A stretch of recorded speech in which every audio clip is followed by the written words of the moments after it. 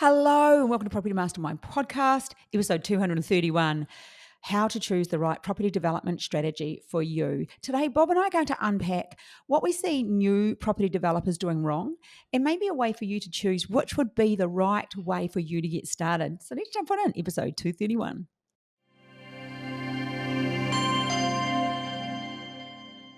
Hello and welcome to episode 231, action-packed episode, even though if you're listening to this fresh, it's getting close to the busy time and we're all a bit crazy. But anyway, Hilary Saxon, Bob Anderson, welcome, Bob. Thanks, Hilary. Great to be here yet again. Oh, you sound excited this morning. Christmas is coming. I know. Thinking about all those presents you're going to buy me. Oh, I know. He saw me wrapping presents last night. I have so many presents to wrap. I've seen you researching. This morning even. But I can't look at the laptop. Yes. Anyway, what's your tip for the week, Bob? Well, you can build a house many ways. There's only one great way to make a fortune. Oh, you're getting awfully philosophical these days. There is really more than one way, but we have a favourite way. We do have a favourite way.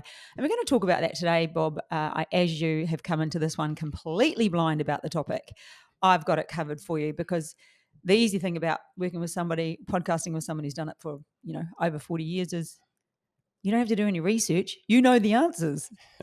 And that makes it easy. Yeah, I prefer to supply the answers rather than the research. Yeah, well, I mean, I just was trying to find a topic that people might find interesting. Yeah, and I think this is one. It's an important one too. Yeah. Otherwise you just keep going in circles. Yeah, no one likes constant orbits. Anyway, we're giving away the book, and this week it goes to Christy Blomberg. Christy, Shelley will reach out for your address, and the book will be in the post for you. Remember, go straight to page 121 and read why Bob believes that you really need to do property development to make the bucks. And of course, for those looking for a Christmas present for their family, Three Wines In has won numerous awards now. So if you'd like a copy of that, I will ensure there is a link below, or you can actually send an email to admin. And you have to buy this one though. The other one's a giveaway. But if you would like to buy a copy of this book, it is a great book. It's around self-confidence, how to become more organized in life, how to achieve things. It's how to increase self-confidence today and succeed in all areas of your life without the hangover tomorrow. Meaning, when you have a few drinks, you feel bulletproof, you're excited, you're the most amazing dancer, you're just an amazing person. But when we wake up in the morning and we're stone cold sober on the light of day, we don't always feel like we've got that bulletproof confidence. And this has strategies which I use every day, and the people I work with use, whether they know it or not. Anyway, let's get started on property development and how to choose the right strategy for you. So, Bob, we'll get to your strategy when you started, but I think let's talk about you, the beginner. Not you personally, the person listening, the beginner. What do you believe is the best project for an absolute beginner property developer? Absolute beginner. They may have done a couple of renos. They may have a couple of investment properties.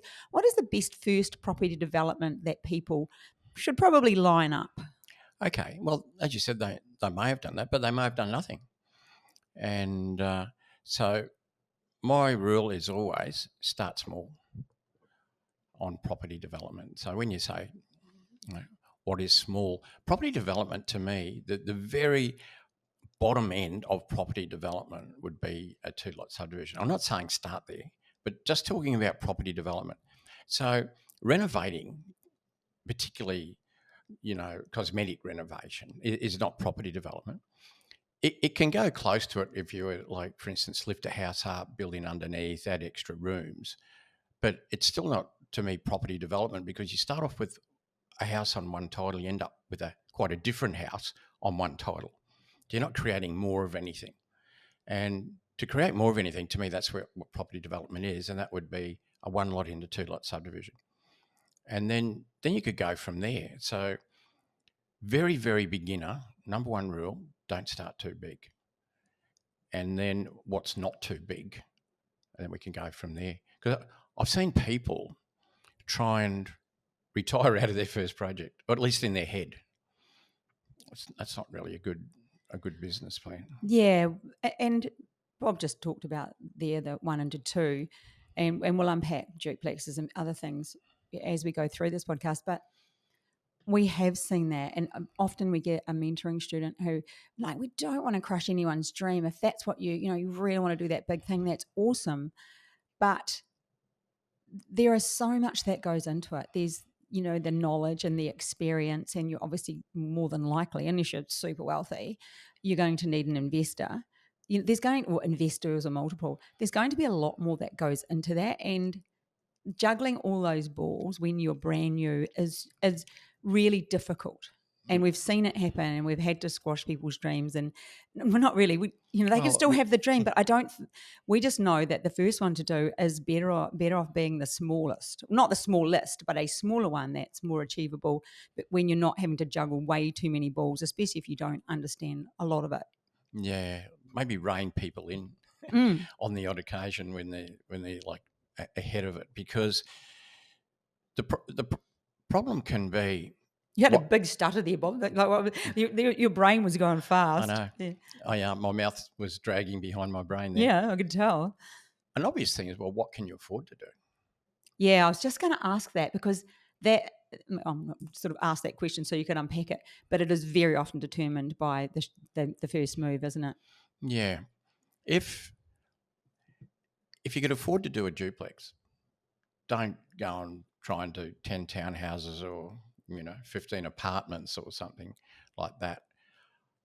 It's very rare. In our mentoring program, we have all sorts of people, but by far the majority of people are beginners, people who want to do their first project and get it right, not stuff up. Or they're doing their second because they realise there's a lot they didn't know. They bumbled through that, which is a case yesterday. Yeah. And there is rare, what do you call them, exceptions. I'm thinking of a very substantial builder who joined our mentoring program because he was a great builder, built large buildings, but he understood that there's a big difference between being a builder and being a developer. And that's why, in recent times, we've got a number of developers join our mentoring program. You mean builders join it? Builders join our mentoring program because they understand the difference between being a builder and a developer. There's a lot more to being a developer. But we've had quite large builders on the odd occasion join. I had an engineer join once who had quite a lot of money, and his first project was big. But generally speaking, by far the biggest majority of people need to start small. They don't have heaps of money, and that's what you need to do. It has to be a good experience. Your first project, what do you want from your first project? What do you want out of it? You want to learn on the way and understand the process and understand everything that needs to happen. Yeah. You want to have a really good experience. You want to make a profit. And I think when I say learn the process, is understand all the facets that go with DD, with your FISO, with finance, and how all of that fits together. And then understanding when it's time to trigger the next step, because very often, if you're bumbling through it on your own, you forget to organise things toward the end of the project, get less because you don't realise that they need to be done. Exactly. And by doing that first project well, it's going to build confidence, because that is a big thing in property development. I mean, you've heard me say it many times. I just gave my book a plug. It's all about confidence. It is. Property development is a confidence game. Yep. I've seen too many people want to do it, but through lack of confidence and other stuff, could be fear, could be in there, and all sorts of things. But from your first project, you will build confidence, and then you can go on and do more. So that first project is really important. And so you don't want to stretch yourself too far financially. You don't want to stretch yourself too far. Just in the bigness, is such a word, the bigness of it. And we could use the word size there. Well, yeah, I like bigness. I like creating words. You can have it. This just for today anyway. And so, what can you afford? But if you don't have enough funds yourself to do the project, then we've got to start thinking about investors. I think before we jump down the investor road, we've talked about 2-lot subdivision, and then we've just slightly talked about duplex, and then a 1 into 2 where you actually construct, not just subdivide the land and sell. So price-wise, we're probably looking at subdivide the land and sell, then we'll split, and then we're looking at build on there, and then we're looking at duplex. Yeah, so I'd say, and tell me your opinion, at least 90% of all the people that have gone through our mentoring program would have either done small subdivision up to 2-3 lots, duplexes, or maybe small townhouse projects, 3 townhouses, whatever, as their first project. Yeah, and gone on from there. I'd say that's about 90%. So that's Mm. that's a bit of a rule of thumb, and not to squash anybody's dream who wants to do anything bigger, but it is like to remind people the importance of growing that confidence, of having a good experience, of being successful, and then that just increases your momentum, and what you learn on that journey then makes you more competent as well as confident. And when you're competent, you can articulate, meaning speak about it really comfortably. And when you can do that, if you're looking to grow bigger and have investors come on board with you, where you're doing joint ventures with either loan partners where people are getting an interest rate return for their money, or they're some form of joint venture partner where they're sharing in the equity, that makes it that much easier to attract those people, because you've got that level of competence where you can have a conversation about it and talk about what you've done already. Would you agree? Yeah, absolutely. And the other thing is too, like when we're talking about wanting to learn from it, wanting it to not be too much for us, if you were to compare, say, a 4 townhouse project and an 8 townhouse project, just compare them, roughly you'll make twice as much money out of the 8, maybe even a fraction more than twice. But that's the money side. But in terms of what you're going to learn, you'll learn just as much out of 3 townhouses or 4 than you would out of 8 or 10 or 12. The process is exactly the same. The people you deal with are exactly the same. So there's no better learning by stretching yourself to 8 if you could have done 3 or 4. Yes, you make more money if you got the money and you can find the money and do it. Well and good. And the confidence is the same. So what you learn, the confidence, everything you get out of it, you get out of the smaller project. Anyway, doing a 2-lot subdivision or a 3 or a 4 is the same process. And so that's why we say don't start too big. You'll get the confidence, you'll get the knowledge out of the smaller one. And if the money you make is proportional to the money you spend, which is a percentage of the money you have, and it's all in proportion, then that's good. Okay, Bob, I'm going to throw a question at you that you may not like me asking. Here we go. Here we go. This is off the cuff. Yes, yeah. Dorothy Dick. No, it's not even a Dorothy Dix question. I don't know anything about it. No. Well, it sort of came up a bit yesterday. I don't know if we directly discussed it, but it was definitely in my head with a chat I had with somebody. Say you had $600,000 and your choice is to do one development or do 2 and use joint venture partners for your first development. Which would you choose? I'd do one on my own if I could afford to do one on my own. Mm. So my motto is go to the point of least resistance. If you have enough money yourself to do a project, do it. And it's always easier to do a project by yourself than to bring somebody else into your project. Then you've got to deal with somebody else. And then, if you've got to bring 2 people into your project, well, now you've got to deal with 2. So the easiest is always just deal with yourself. Having done that, you can then look at financing your next project using an investor to put in all the capital, because you've already got one underway. You've got something to point to. You can say, I'm doing this one here and it's making this much money and this is what it's like, and I'd like to do another one. And I'm going to invite you into this one because, if you come into this is what you're going to make. I'd rather do it that way than 2, because it is easier. Look, if you got enough money that you can just keep doing projects and not use investors, I'd do that. It's just that with the price of real estate these days, you often need to bring somebody else in, at least in the early 1 or 2 projects, whatever, your first 1 or 2, to get off the ground. So it's a lot more expensive these days to do property than it was when I started. You can imagine what it was like 40 years ago. Yeah, pretty cheap. Yeah, a lot easier. So your plan, your preferred route, shall we say, would be to do it on your own, because it's just a bit easier. You don't have to find somebody who's interested, and then there's the paperwork, which isn't that big a deal. But say you wanted to quit your job and then go into this full time. Okay, so let's say you did put the whole lot in, the 600 when it was started. How long after you started that one would you leave it until you started looking for your next one? Well, it'd come back a bit to what the likelihood of getting investors is, because that's the age-old question. What do you need first, a deal or the investor. And, we've talked about that, and I've gone down both paths and so forth. So would you, and none of these things are absolutely 100% right, and then it means everything else is 100% wrong. No. It's just, and it might just suit different people to do it. We've met people who adamantly don't want to do project with investors. Yeah, everyone says that. Yeah, and if you don't need to, then don't. If that's the way you think. But if that means you can't do property development, then you need to use investors. Well, you can't have that attitude. No. Otherwise, go and play with crypto or do something different. So Kryptonite. Yeah. Yeah. So somebody giving up their job full time.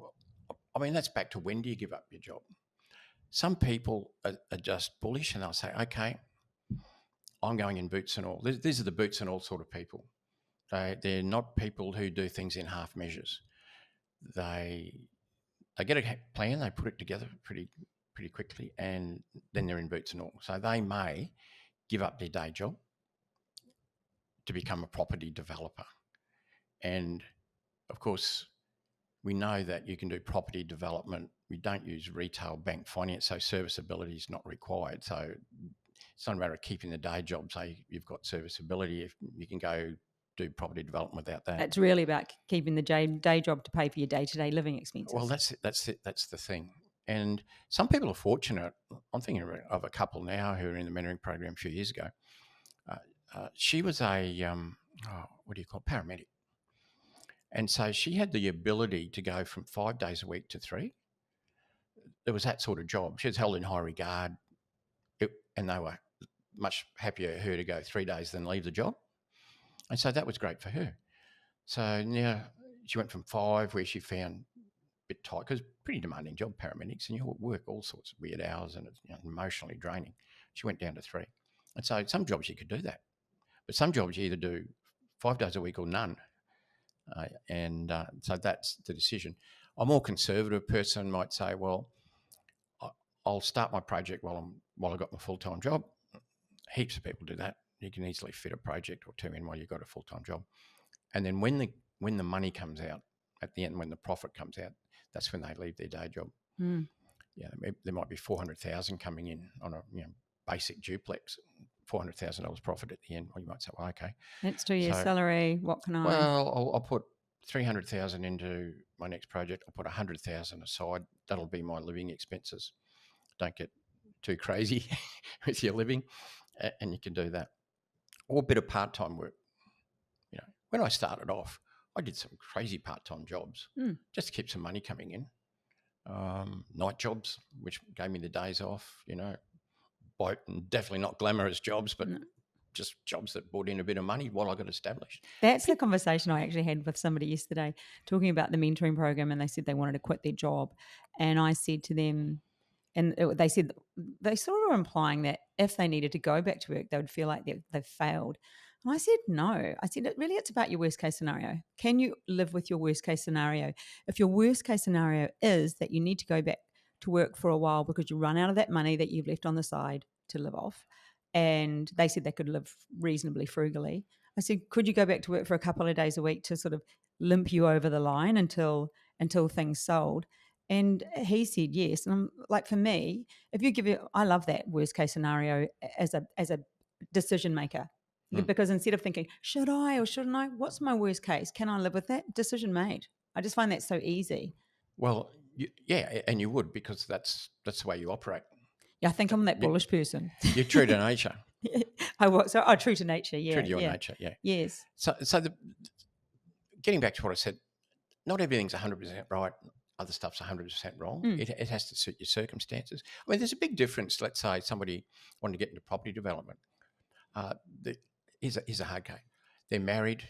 They're the only income earner in the family, and they've got 3 dependents, versus a single person, no partner as such, no kids, making $300,000 a year on some sort of a gun job somewhere. Like, totally different. Yes.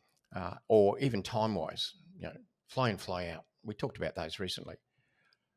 They got, maybe 2 weeks when almost uncontactable, 2 weeks back home. Well, they've got to balance that around that. We've had plenty of FIFO people go through our mentoring program.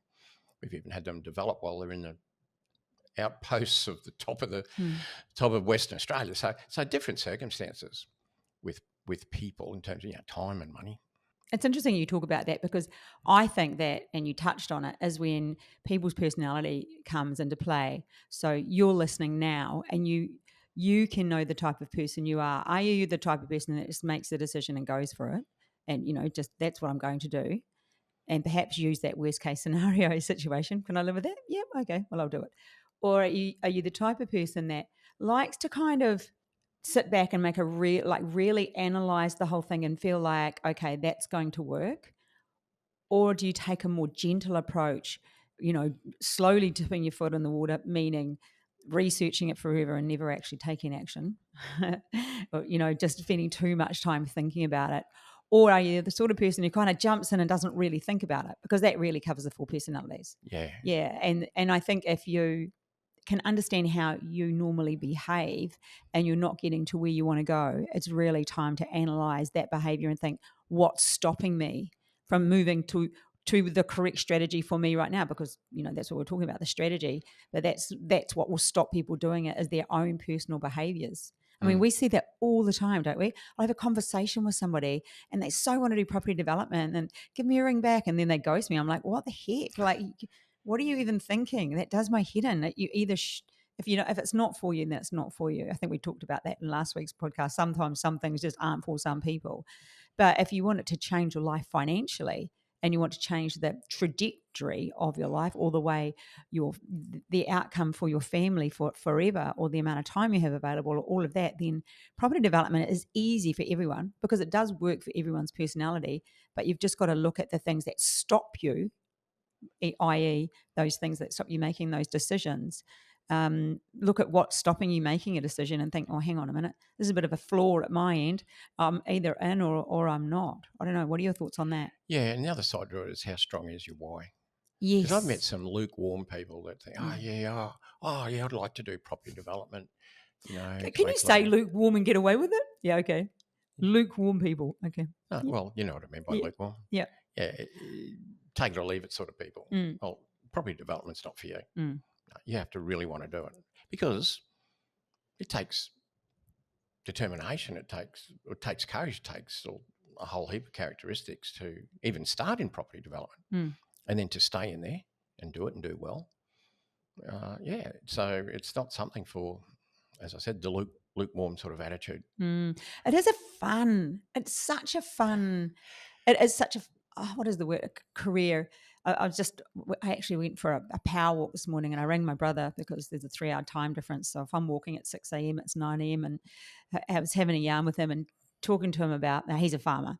So we were just having a yak about what he's been doing. And then I was telling him about what we're doing. And he said, oh my God, do you ever think you'd end up doing that? And I thought, no. And it's such an exciting thing to do when there's that sale, when the chunks go in the bank. I think for me, it's when we find a deal that's exciting, probably more so for Aaron because he does most of the site finding. For me, when I get an investor on board that says they're interested, oh my God, I'm just like so excited, because I know it's such a win for them and a win for us. It's such a win-win situation. So I think as a career, we're talking about the traits that you need, and you need to be decisive. You need to have a good why. But crikey, can you beat it, Bob, as a career? Do you think that there's anything you would have wished you did instead? No, I think I haven't found anything else that I like that, because it's exciting. I couldn't do a dull, boring job. No. I started off when I went to uni studying industrial chemistry. And can you imagine me spending my time in laboratories in white lab coats? No. Doing all sorts of things? No. No. So I'm glad I only lasted 6 months doing industrial chemistry. But it is the excitement, and nothing's how would I put it, stays the same. And so things are always fluid and moving, which is what keeps it exciting. You think of maybe being on the production run at a factory where it's always repeat, it's always the same. And so you have to overcome the boredom of it. Whereas property development, well, just property in general, the market is forever evolving and changing. You know, we've seen interest rates up, interest rates down. We've seen bull markets. We've seen bear markets. That's just the market. And then within that, with property development, well, you've got a whole range of different products that you can create, like we just talked about. We can do land subdivisions and create land. We can build on that land. We can sell the land. We can do all sorts of things with that land. We can do houses on that land. We can do townhouses. We can do duplexes. We can do apartments. We can do specialised stuff. We can do rooming houses. We can do holiday accommodation. We can do student accommodation. And if you step it right up, we can do retirement villages. And then that's only a little more resi. And then you can step out of that. And then you're looking at all the commercial stuff where you can do a whole range of different types of industrial developments and office and retail. And it's just, if that's not enough excitement for you, yeah. I don't know what you're going to do. But I think not just with that, our days are so varied. So if you're thinking about property development and you're bored with the monotony, today is, we're up early because we wanted to record a podcast, but then we've got to go and meet someone who we're a client of, and they want to take us out for a really nice lunch to say thanks for, giving them so much work, which is really nice. So that's our day. Then it's back, and who knows, what goes on for the rest of the day. We'll probably check emails and look at what students are up to and do our own thing. But it's such a varied life, and that's just today. And if we look at yesterday, what did that involve? And everyone just does their own thing. It's such a juggle. That keeps it exciting. Yeah. Even when we're driving, it's going to take about an hour and a quarter to go where we're going for lunch. It'll be probably the whole way. The three of us, Aaron, you, me, we'll be in the car. Well, there's a new project that yes, I saw that we're looking at, so that'll be the conversation on the way to that to there. A lot of it will be about that. Then coming home, what are we going to do on the way home? We're going to drop in and have a look at one of our projects that's under construction at the moment, where the industrial one, where the tilt slab walls are going up. Yeah, it's now got 3 dimensions to it. Yes, pretty exciting. So we'll drop in and look at that on the way home. And we'll have a great conversation over lunch with that business associate. So that's, and tomorrow will be entirely different. And, we're talking about how to choose the right strategy for you. We're in this position because of this strategy. We've chosen not to work in the residential space because our mentoring students are. So we're not doing anything that works with we don't want to be in competition with them. So we're working in industrial or childcare or commercial, which we've changed what we do. We did do that one last year, but it was a bit of a joint venture with a couple of mentoring students, and it was also great for a case study. It was good to show people how that works. But we're out of that space. But our strategy is, at the minute, we're doing the childcare, and you said a new project, and I saw that one pop into the inbox yesterday, so I thought that would be the conversation today. And that is exciting. And even for you, when you start, you, the listener, when you get that first inkling that it could be a deal, you might be onto a duplex, or you might be onto, a 2-lot subby, or whatever that is, that excitement around, oh my gosh, I wonder if it's going to work. How much money am I going to need? What am I going to need to do next? It is exciting stuff. Both of us, our faces light up while we talk about this. That is so exciting because it might go ahead and it might not. And this one for us, the one we're talking about, I know it's been spoken about 4 weeks ago, and then I think it dropped off, something to do with the person selling. And now it came back in yesterday. So it'll be, that's that journey of it is, it's not, it is, it's not, it is, it's not. But at least, we have multiple on the go, and it's blooming exciting. So what do you think then for a listener trying to choose their strategy? We started off with, keeping it small, and then you've talked about the amount of money that they might have. So how does and we talked about don't think too big initially. You have a good first development, don't muck around, don't try and go too big so it actually stops you. What do you think about the timing, Bob? When is a good time for somebody to start? Do you think there's a specific age? Do you think they need to have a certain amount of money? Do you think they need to be set up in a particular way in their life? What's your theory on that one? In terms of timing, now. What makes you say now? Because you can make, if you do property development well, do it properly, you can make a lot of money. So why would you put that off? And can you do it with little money? Yes. Can you do it while you've got a full-time job? Yes. So what's the excuse? Age? Well, we've had people doing projects in their very early 20s up to mid-80s. I just talked to a new guy in our mastery program because we've got a two mentoring programs at the moment. One where it's group training, and one where it's one-on-one handhold. And he's only 24. Looking forward to meeting him. That's exciting. Great. Me too. Yeah. So I don't think you go through the excuses, the age, money. Why would you not do it now? Why would you not start those first steps to do it now? Why would you wait? Because we meet people all the time who say, "Oh, I met you guys 5 years. I went to a workshop. I almost signed up to your mentoring program, but I didn't. And then 5 years later, same job, same problems, same whatever. I wish I'd done it 5 years ago." They'd be a couple of $1 million better off if they had. So what do? Wait another 5 and say, "Oh, I wish I'd done it 10 years ago." Now. But do those things. Don't start off too big. Have a look at what you can afford. If you need an investor, that's fine. Start to pull that together immediately. And decide on your product. Decide on where you're going to do it. Like we said, small subby, duplex, maybe small townhouse, maybe 3, whatever. Start there. If you've got quite a bit more money, then you can start to think a bit bigger, but you're just going to make a bit more money. You're not going to learn anything more out of a slightly bigger one than a smaller one. You're not going to get any more confidence out of a bigger one than a smaller one. So start where you are.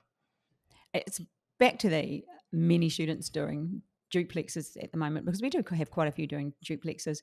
Why is that, Bob? Is that just a timing thing? Has it always been like that? Not really.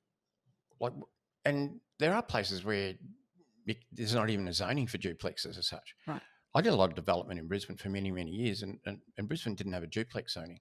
You sort of went from one house on a block of land straight into the next zoning was townhouses, and pretty much 3. Like it started off, you jump from a house to 3 townhouses. There wasn't really something called duplexes or dual occupies.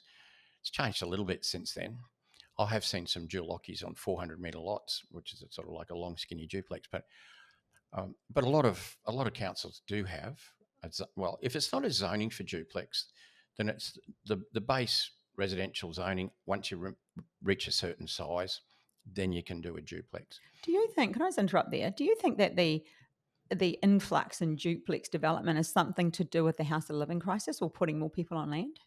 I think everything's to do with upping density, because all state governments in every state want to increase density. Right. Some councils resist, and the state government, in some cases now, totally overruling council. They're making in certain circumstances, the approval process outside of council. There's always that pressure to increase density. But I think duplexes, quite often on a site that you could do a duplex, you could also do 3 townhouses.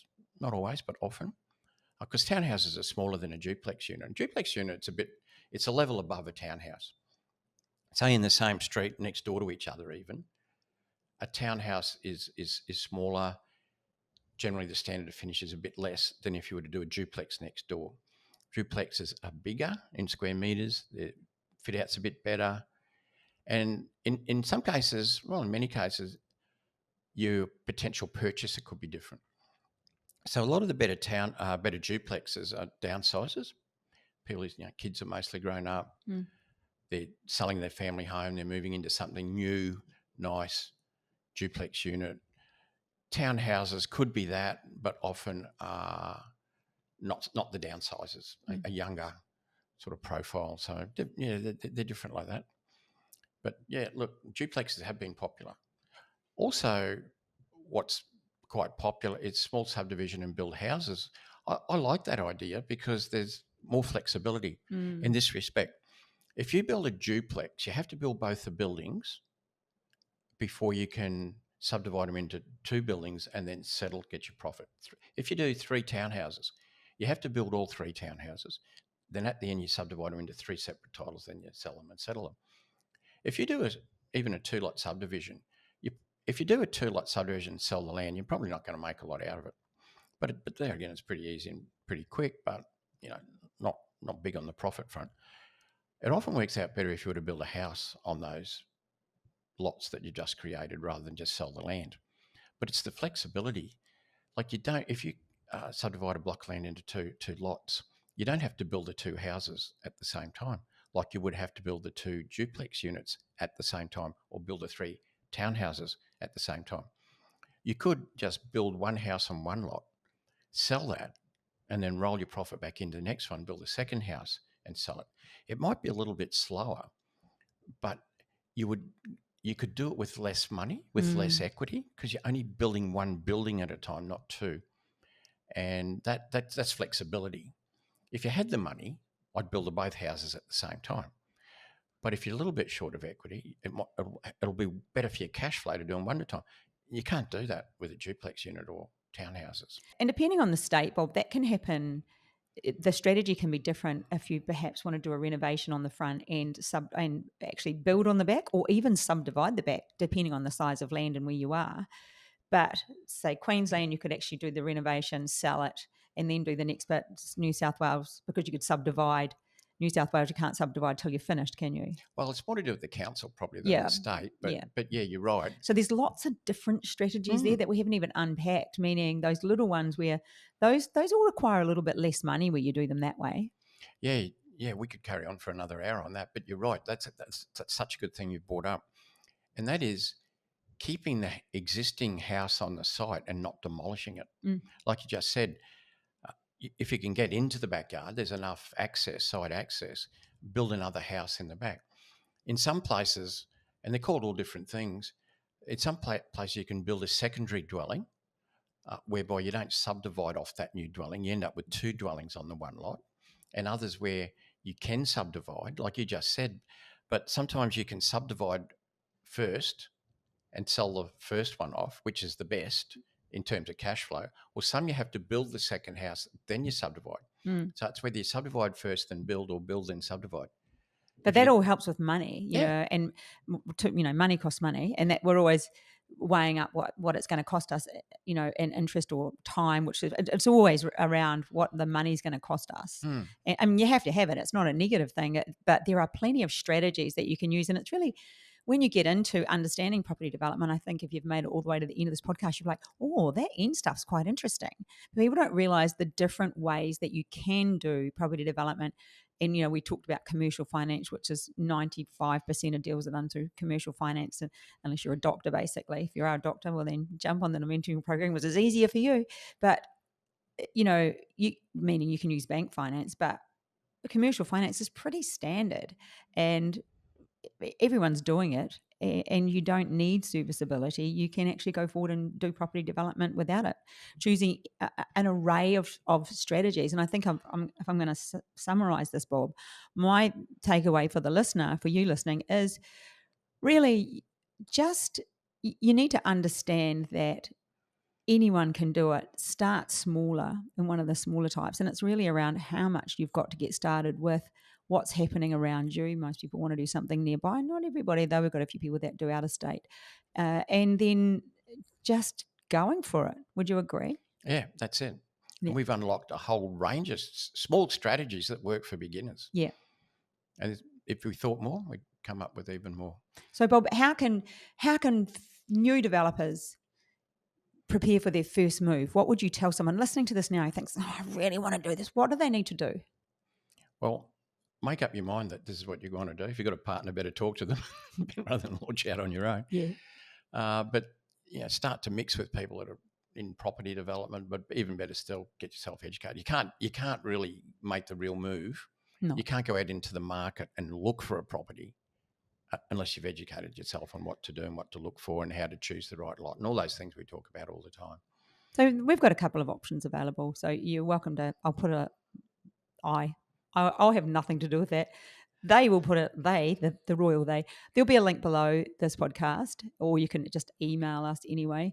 But there is a link below, and have a chat. Really have a chat and see if we do offer what it is that you're looking for. And I think you're right, Bob. People have just got to make the decision. It's like everything, whether you're choosing to buy a house, get married, get fit, ask somebody out, ask somebody on a date. That's a joke. But just make that decision and go do it. Anyway, I think we can wind this one up, Bob. Thanks so much for joining me this morning. Oh, that was good. Got my mind thinking. Yeah, me too. I'm looking forward to the drive in the car today to hear about our next development, which is part of our strategy. So if we are going ahead, I will be looking for investors. So Yeah. if you're interested in investing in something that we do, make sure you reach out. I'll know more about it by sometime this afternoon by the sounds of things. Okay, bye for now. Bye.